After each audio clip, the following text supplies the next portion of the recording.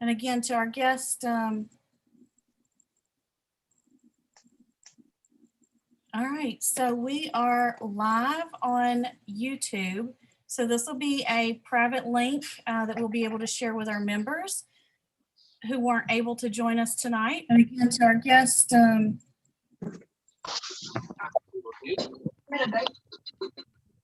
that window out. Sorry, we had a. All right, so tonight we have Roxana and Victor, or Victor and Roxana, from TBI Warrior Foundation, all the way over in the great state of Texas.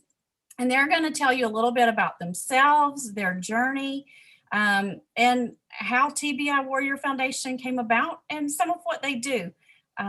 And then if you have any questions for them as they go, pop them in the chat, and I'm sure we'll have some time at the end for questions or feedback. So we are just really excited to have them with us tonight.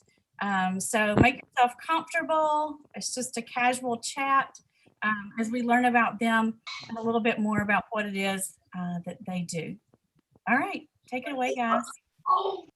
Thank you. It is such an honor to be here, honestly. When Amanda reached out and she's like, would you and Victor come over to our national, like the meeting, the monthly meeting? I was like, oh my goodness, that's a lot of pressure, but definitely we're so humbled and so honored to be here.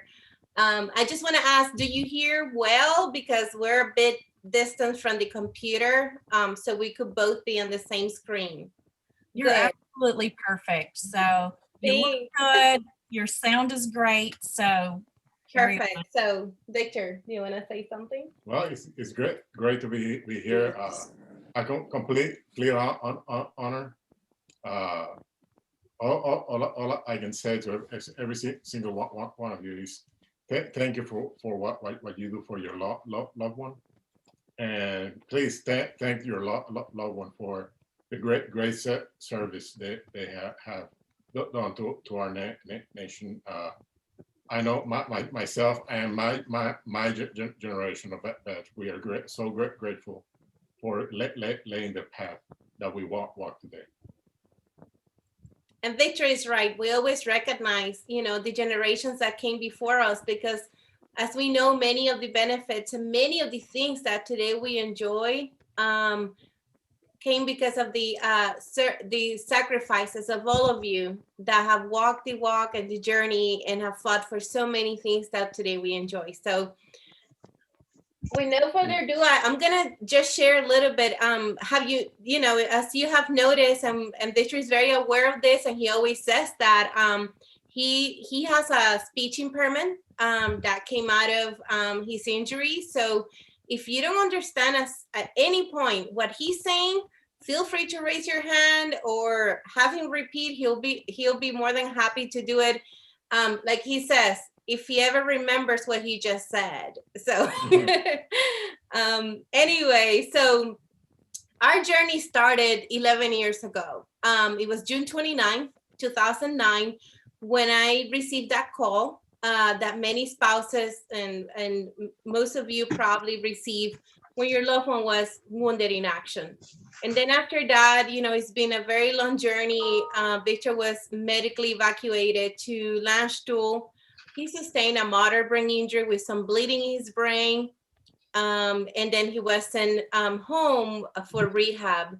He received 3.5 or so years of full-time rehab in a rehab center for all his cognitive issues, physical issues. I mean, he sustained several injuries. So as we all know, the family members, we are basically the backbone. We are the ones who have to take on and really be strong in times of difficulties and in times of challenges.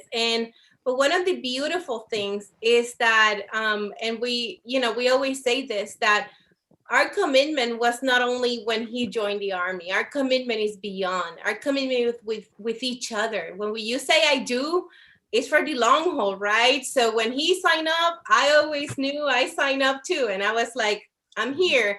So this journey has been incredibly challenging at the beginning because we did not know what brain injury was going to be in our life. we didn't know the prognosis. The medical community doesn't have a real roadmap that can tell you, oh, someone has a brain injury, this is going to happen, and there's really no set of instructions. There's no way to know exactly what to expect. And for those of you who have not heard about brain injury is no other thing than an injury to your brain, where basically the brain jolts, and it kind of like shocks against the skull. So it creates what could be seen as microhemorrhage that cannot be seen at the simple eye or even in imaging. So anyway, so we know as of today, 420,000 veterans have sustained a brain injury since 2001. And that's not even counting the veterans from World War II, Vietnam, Korea, Desert Storm. So we know that that's a very underestimated statistics.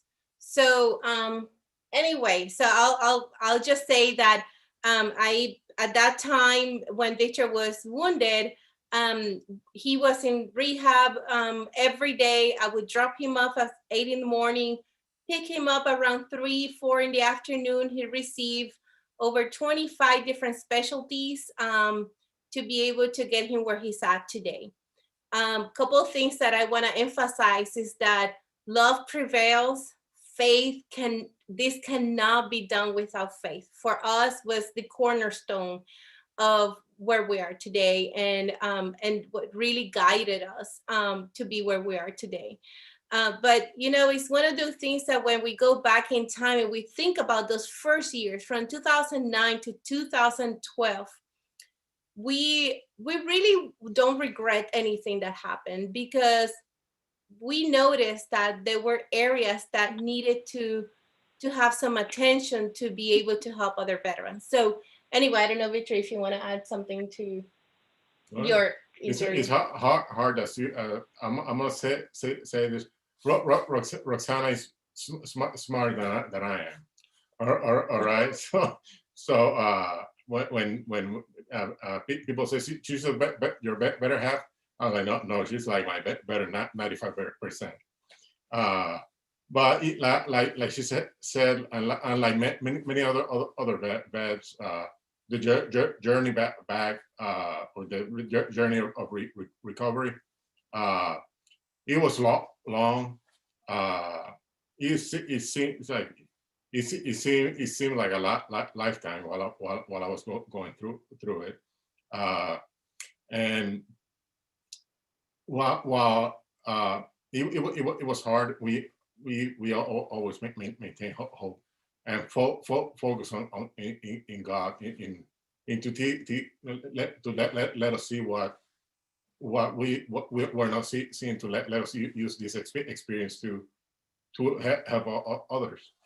So through the rehab, I went through many providers, and I finally got to this great provider that asked me what I wanted to do in life, or what I wanted out of rehab.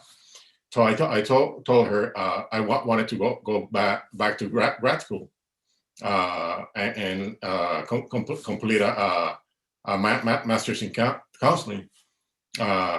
And she was gracious enough that she tailored my last year of rehab towards me getting back to school.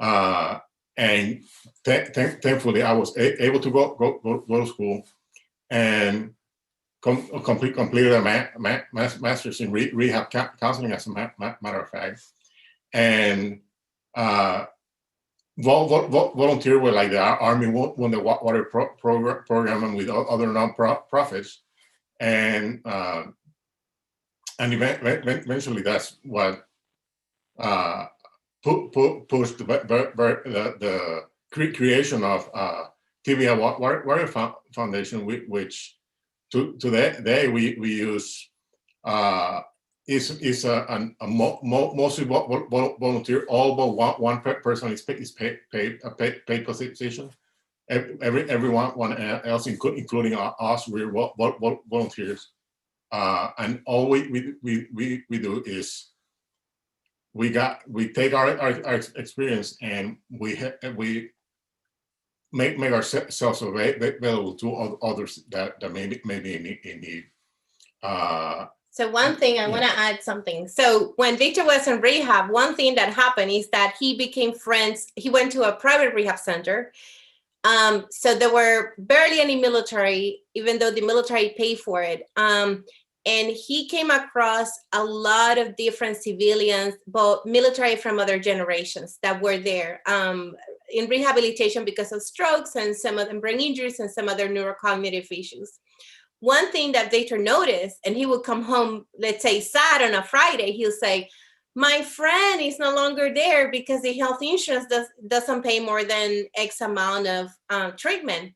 So at that time, many physicians and the healthcare community basically told Victor, you're not going to be able to really go back to do anything that will require you to use skills, or you may not be able to go to school. So the significance of what Victor is saying, it's incredible because it took only one person, one provider to believe, to empower, to motivate, and to support him. And that's what we believe in. We believe in that there's no really disabilities, that there's no limits to what you want to do or your loved one wants to do. And when Victor told her, I want to be able to go back to school and become a rehab counselor, the first thing she did is that I was in the lobby and she said, let's get your wife and let's ask her if she would support this. And of course, I was 100% in support. So one thing that happened is that Victor said that was back in 2013 in the rehab center, he lost a couple friends because health insurance would not pay for more therapy. So he was there by then almost 2.5 years, and he saw people come and go, but the Army kept paying for his rehab. He felt in some way guilty about it. He said, why people cannot get the same things that I'm getting? So one day he came home and he said, Roxana, if I ever become independent and if I ever get better, I want to have a foundation that will help everyone really achieve their full potential. And he said, but to do that, I need to be a rehab counselor and I have to do this. And it was just dreams. It was just, it was really even against the prognosis that he had. So anyway, like we said, faith has been incredible in our life. And, it has been an incredible journey where now Victor is a rehab counselor.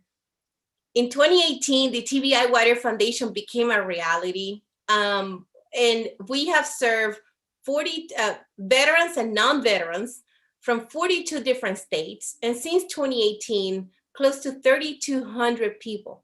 A small foundation with a huge impact, with most of us are all volunteers with a huge heart for it. Why? Because 100% of the foundation, of people that work at the foundation and are putting their efforts into the foundation. And there's one person here that I want to recognize, is Melida Collins. She has been instrumental, incredible in helping veterans through the foundation too. Is that they're either a veteran with disability, a caregiver of a veteran with disability, someone in the community that has a brain injury or disability, or someone that has been there, done that. So it's beautiful when people that are working in the same mission towards the same goal, we all share that commonality. We understand, we have been there. We know exactly how we can really empower and help others. So anyway, sorry, I cut you off. Yeah, no, yeah. She can cut me off, trust me. But yeah, our team, within the foundation, we have and the way we maintain the empathy and the connection with the community is because everyone involved has been touched by disability, or lives with a disability. One of our board members is a wounded vet as well, that he lost both legs in Afghanistan. We had one of our biggest advisors is a Vietnam vet, and family members of veterans. But how can we help the people we help? Because everyone gets it, because we don't see our clients as a patient or just a simple client. We see them as a person. We see them as people, and we try always for them to gain back the independence and the power in their life to thrive forward. And our vision within the organization is to remain flexible, because even though our name says TBI, we don't limit to TBI. If a person comes has a disability that's severe enough to impact their life, then it's severe enough for us to pay attention to it.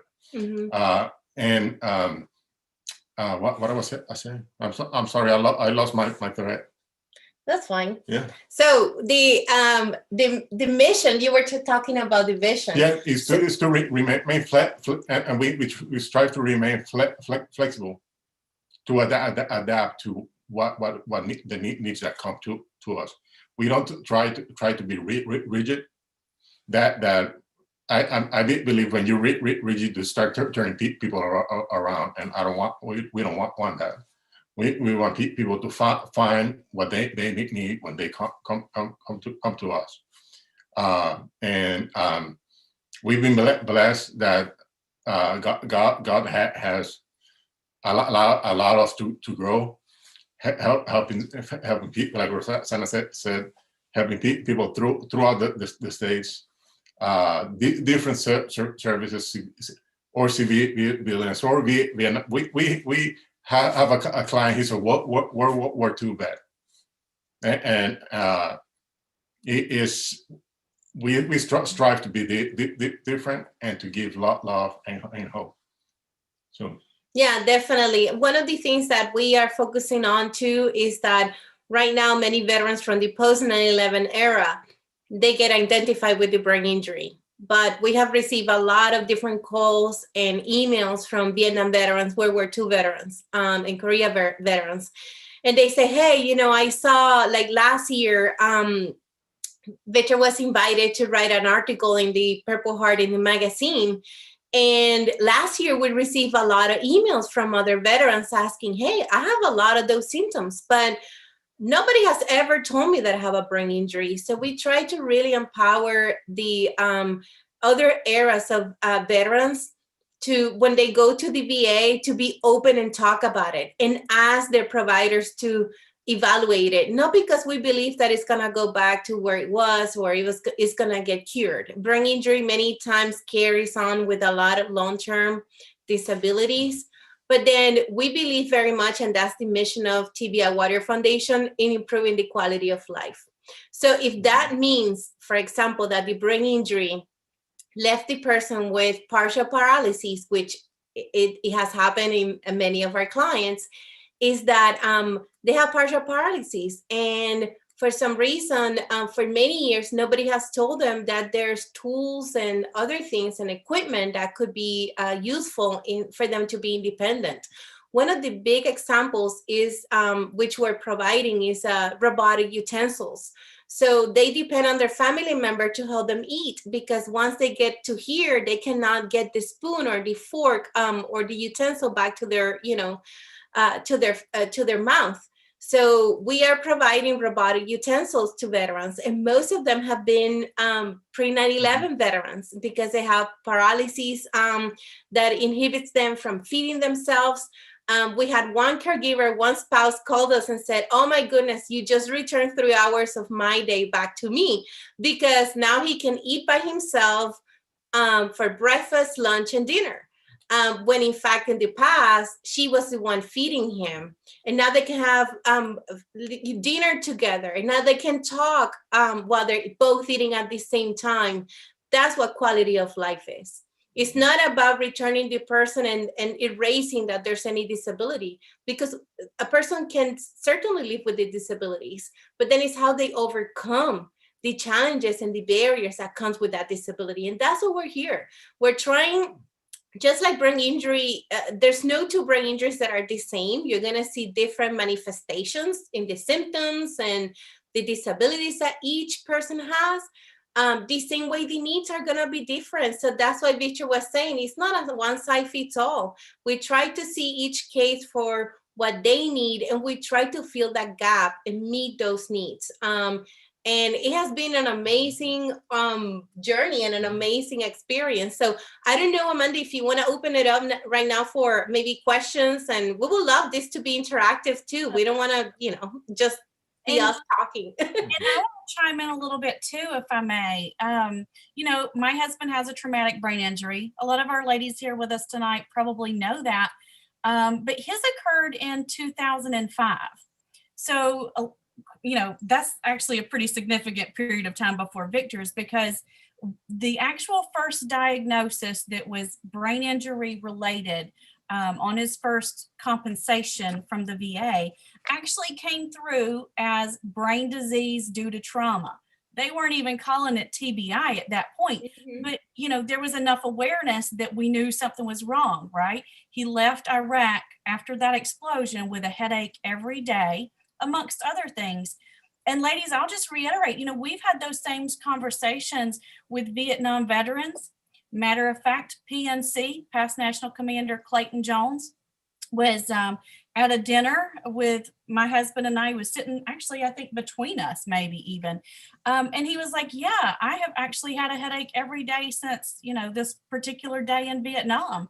And John says 1967, he had a headache every day since. And, this man knew he was living with traumatic brain injury, but there just, there wasn't any knowledge or awareness of that until more recently. And it is really wonderful as technology evolves and therapies evolve, that our veterans can access new methods of treatment, or they can just learn to adapt.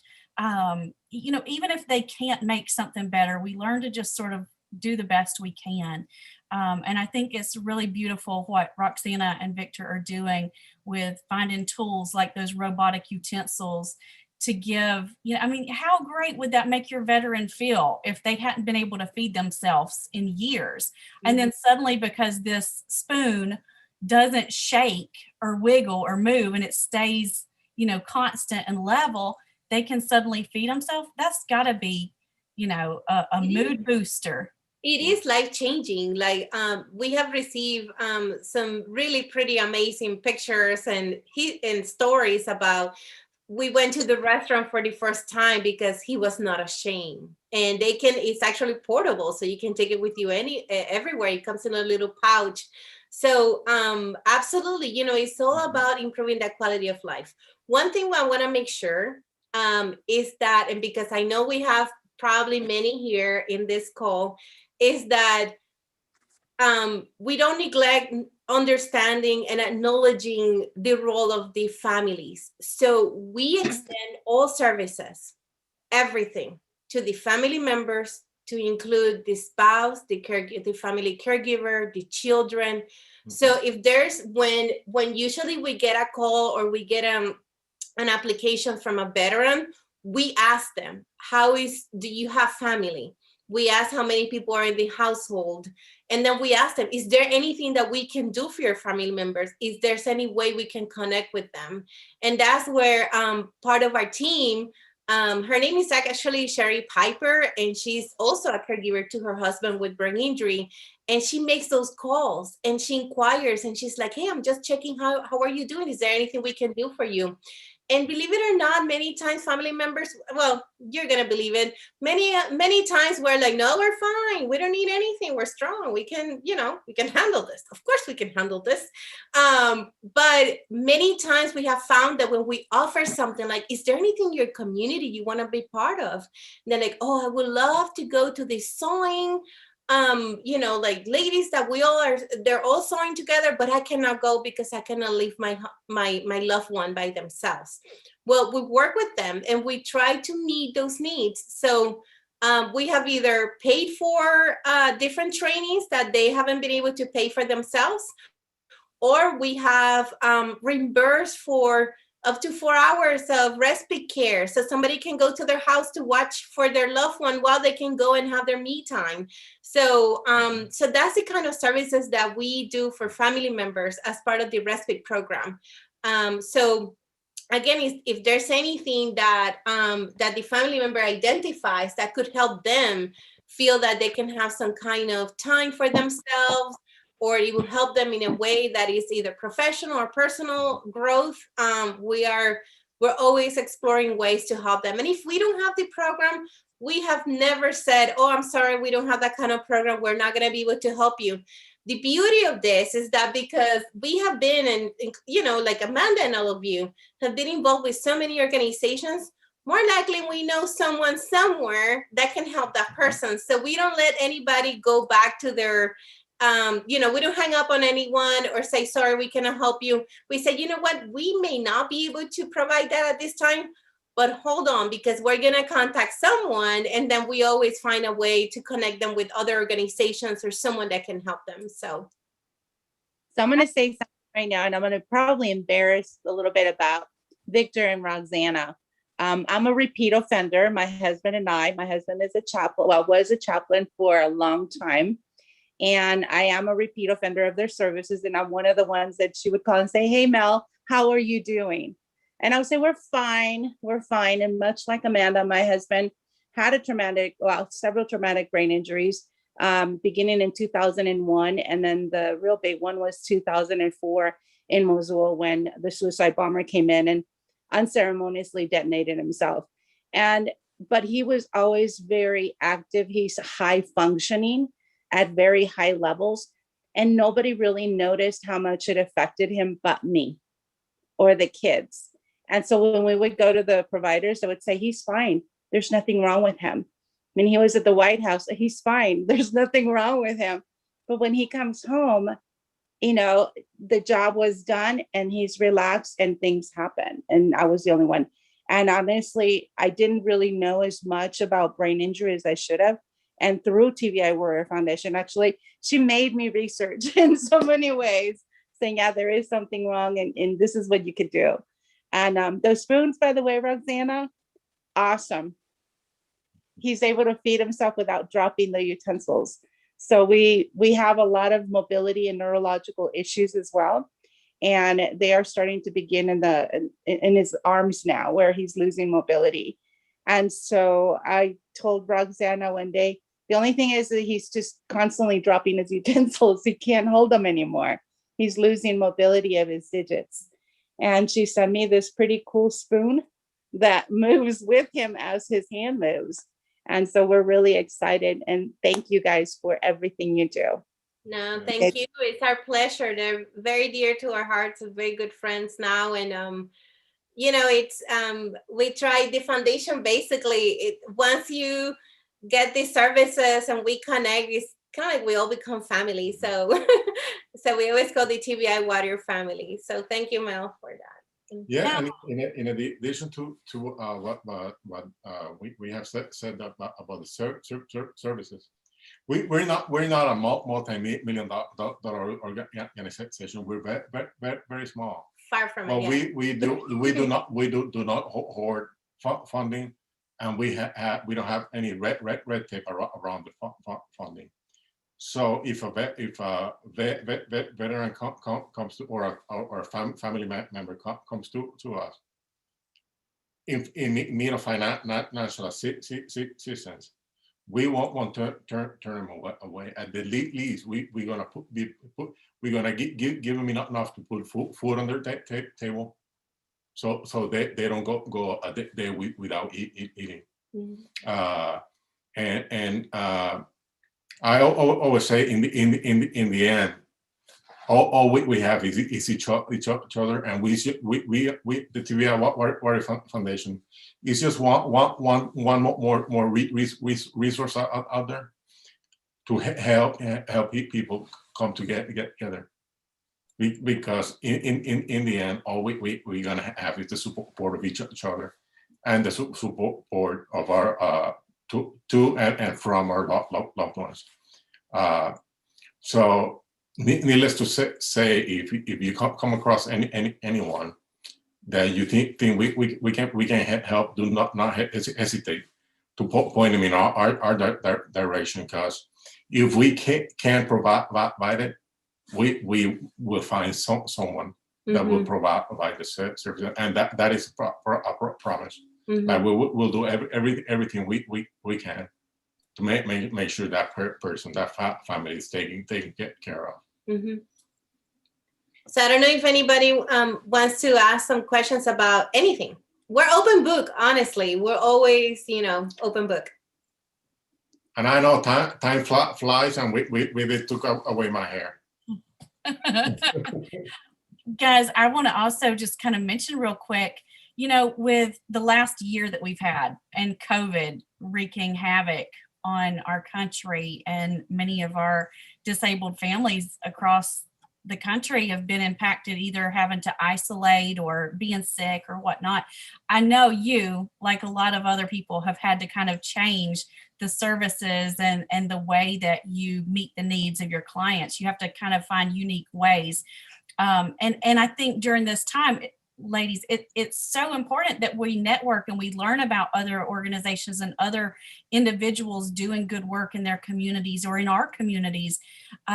Because, I think it was Melita that I saw her kids, had a package of goodies from TBI Warrior Foundation. And here is Sherry and Roxana and their team, and they've sent, boxes of, food boxes of so the kids can cook with little adorable kits and things. And so, I know you've had to adapt, but do you want to share just a few ways maybe that you've had to be creative this year and online classes or different things that you've offered to give our ladies? So, well, first of all, we like I said, we don't hoard the money.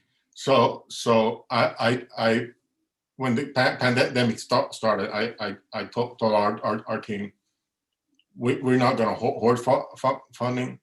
If we run out of funding, we run out. But we're gonna allocate most of our funding to make sure people have food on their table.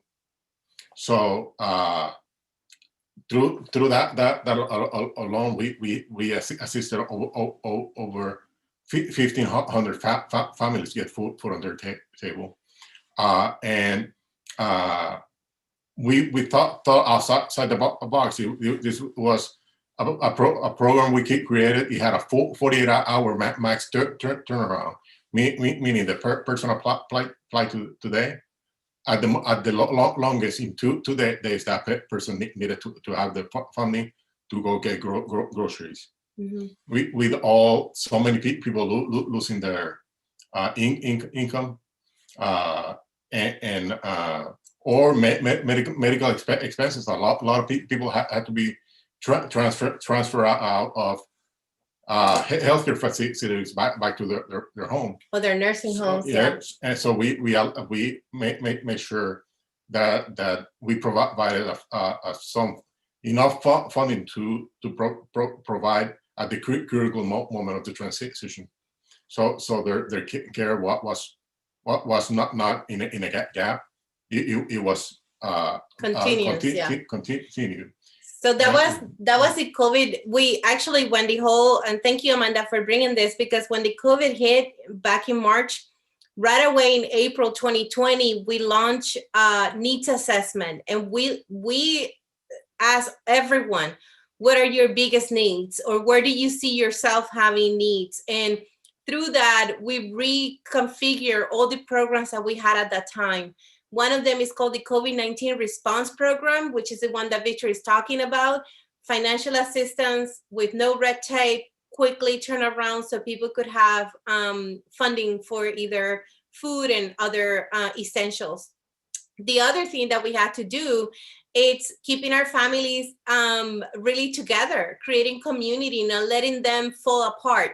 So that's the one that Amanda was talking about, which is we started doing online classes, coffee and tea time with family caregivers. So one of them is we have a chef actually that he is part of the foundation, and he creates very tasty, quick type of recipes.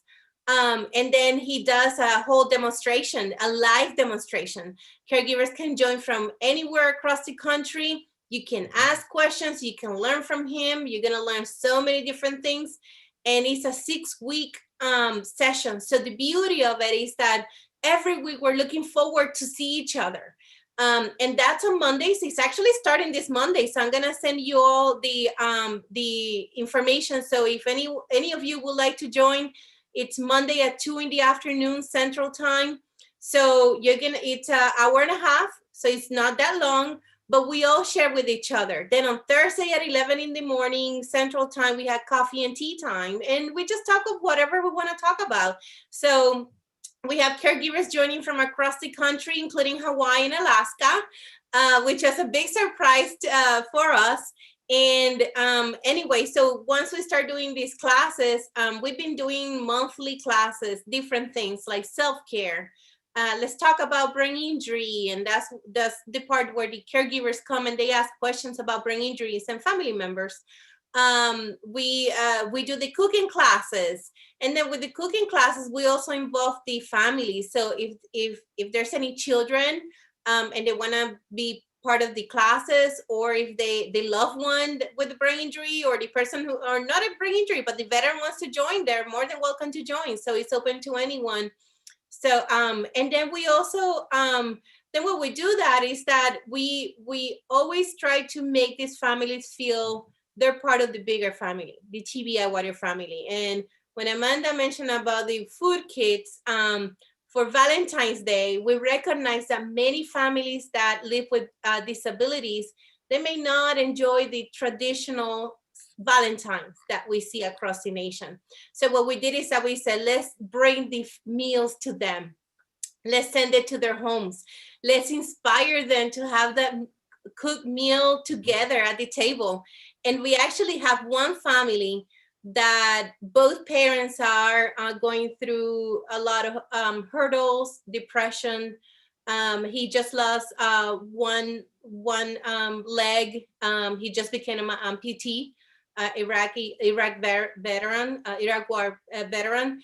And they were going through a lot of, emotional hurdles. His wife had to leave work. She lost her job, so many different things.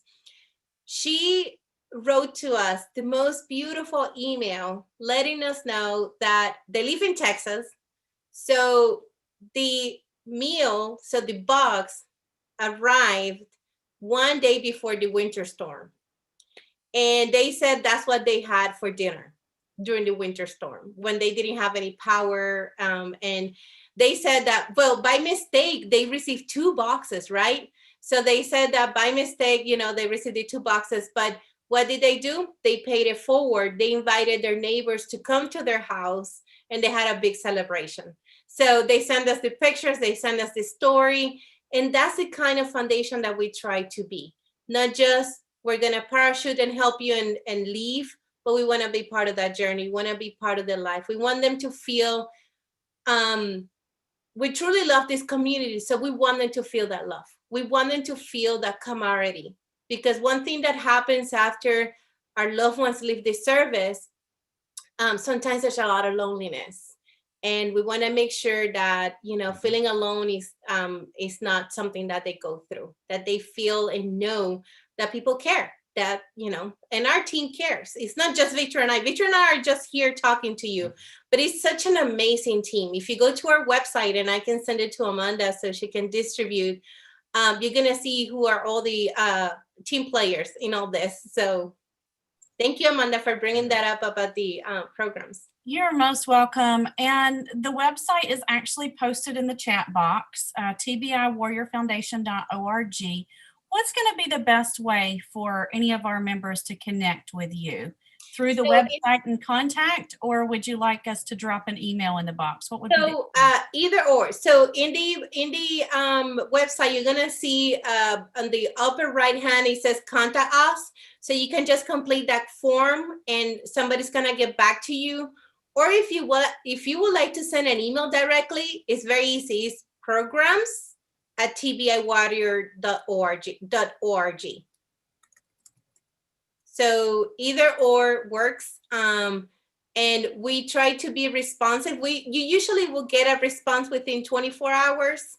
So so we try to be very responsive, and we're definitely gonna be reaching out and maybe wanting to talk a little bit more about the needs, so we know how to fulfill that need. All right, ladies, any questions for Victor or Roxana while we still have them here to share with us? Thank you so much. I'm Thank sure you. questions come up. We'll be chatting and we'll be reaching out. I am